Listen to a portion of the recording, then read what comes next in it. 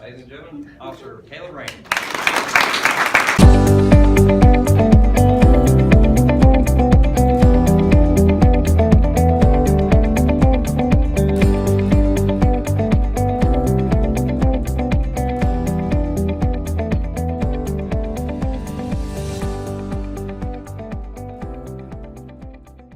Hello folks, Chris Rainey here with the Weekly Wrap. We're looking at the second week of November. I'll be in Israel on a Proactive Defense Israel trip, so I'll be gone a couple of weeks with some Proactive Defense people. I'll leave the operation in the capable hands of Justin and Jana and Gunny and Big Brad, so anything that goes on, I'm sure they can handle it. This particular Saturday that we're talking about, second weekend, we have the situational pistol class, which is malfunction clearances, emergency reloads, tactical reloads, shooting from behind cover. It's a very, very good class. You learn a lot. We clean up the gun handling. There's a little test at the end of it that we put together, so you'll need to pay particular attention so that you can pass the test so you can go on to the third level. But the testing procedure is for your benefit, and it gives you something to kind of work on. It gives you a set of circumstances and techniques that you need to know about and know how to do. Beyond that, our drill's not. We're doing the low light flashlight routine. It's getting dark earlier, and so we're starting to focus on that more and more. Brian's doing a great job. Come out 6:30 to 8:30 every Thursday night. We've kicked off our hog hunting. We're going on our first hog hunt this weekend, and be the third, fourth, and we've got a bunch of new equipment. I'm going to do a special video on the new equipment in just a minute so that you can see that.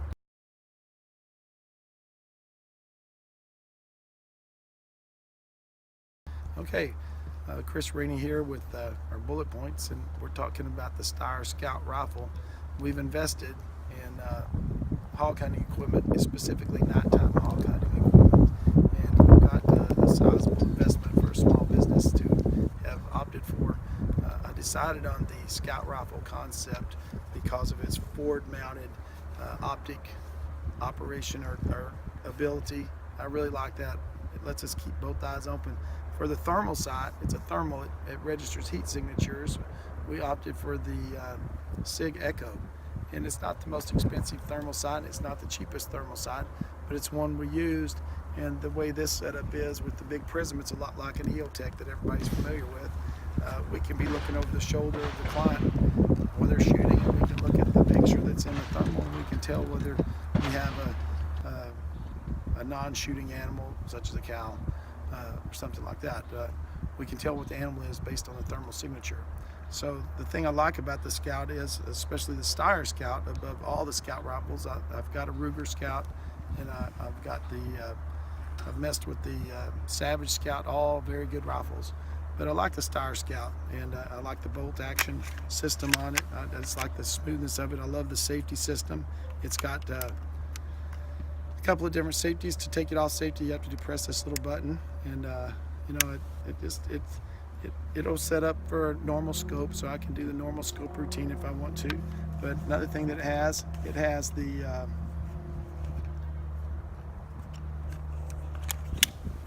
the built-in bipod, which I kind of like. I don't know that I would ever use the built-in bipod, but it's there if I need it. Most of the places that I've hunted, the grass is too thick or too tall, so when you're down prone, it just is in the way. It's also threaded for a suppressor, and we've got suppressors for them. So we're hunting suppressed at night with a thermal. We've got night vision also. The night vision helps us when we're moving up on the animals. Thermal helps us find them. We've got a handheld thermal. I don't like to aim with a rifle. That's an unsafe practice to use the thermal on the rifle, but you use the handheld thermals to find your animal, and then you move in on it with the rifle. And then when you get in shooting distance, you use this thermal sight. This thermal sight has a pretty fast refresh rate. It'd be good for a lot of tactical applications. Probably wouldn't be the best thing if you're inside a house or something like that, but from any distance at all, it'd be great. Be a good police optic too. You know, that's what I was thinking. I always apply everything back to the police days. But but it's a pretty good piece of equipment. I love the rifle. It's in a 7.62 caliber. Another thing about the Star Scout, it's got an extra mag back here in the stock. It's probably not necessary, but it's the cool factor, you know. We add to the cool factor. It's got a set of backup sights so that we can use iron sights if we have to. It's got a little peep sight right here. So if your optic goes out, you still can still continue your hunt, and kind of like that. I don't have a scope for it yet, but I will be getting a scope, and then I'll be doing the testing to see if I can swap the optics out without changing the zero. That's what I hope I can do. So if we have daytime hunting, I can switch out to a scope and do the daytime operation, and then when we get to the night operation, put this back on and I don't have to go sight it in again. That's the ultimate goal. But good luck on that. We'll see how that works, and I'll let you know. Star Scout, very nice rifle, built on the Jeff Cooper model. Talk to you later. Okay, so one of the things that with the hog hunting that I've come to feel like it's very important because of the number of people that we have, and a lot of people haven't shot a rifle very much, and you know, so we just have a number of people, all different skill levels. We need some type of bipod or some type of shooting rest, and so I found these Jim Shockey shooting rests, and it's pretty cool stuff. So you undo them, it's a tripod, the tripod opens up, and then all I have to do is squeeze the trigger, and the bipod comes out to the level that I need it. Since I'm a tall guy, I can set it up here at my level, and then all I have to do is lay the rifle right here, and I just hold the rifle in the little V-notch, and I'm ready to go. If I'm a short person, or if I'm kneeling, I can do this, right? And I'm ready to go. So pick it up, I can extend it. If I want to close it down, I do this, and then I'm off the run, and I'm ready to move to the next location. Sometimes while you're out there in the middle of the night,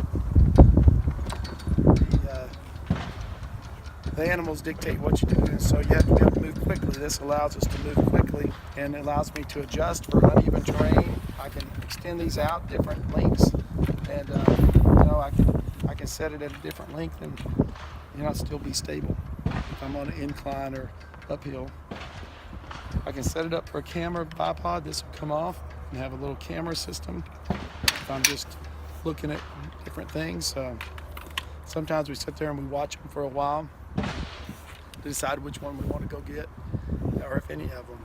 And so this gives us a lot of capability, and I'm very impressed with it. So I haven't used it yet, but I'm looking forward to using it. So we'll let you know this week how it works. That's all for now. Thank you.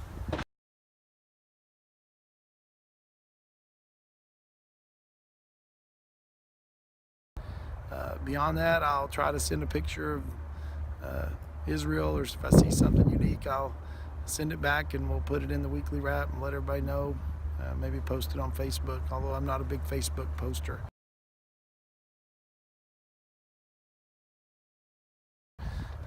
But I'll see if I can't get somebody, Janet, to do it, or somebody. So otherwise, I'll see you when I get back, and we're looking forward to the new year.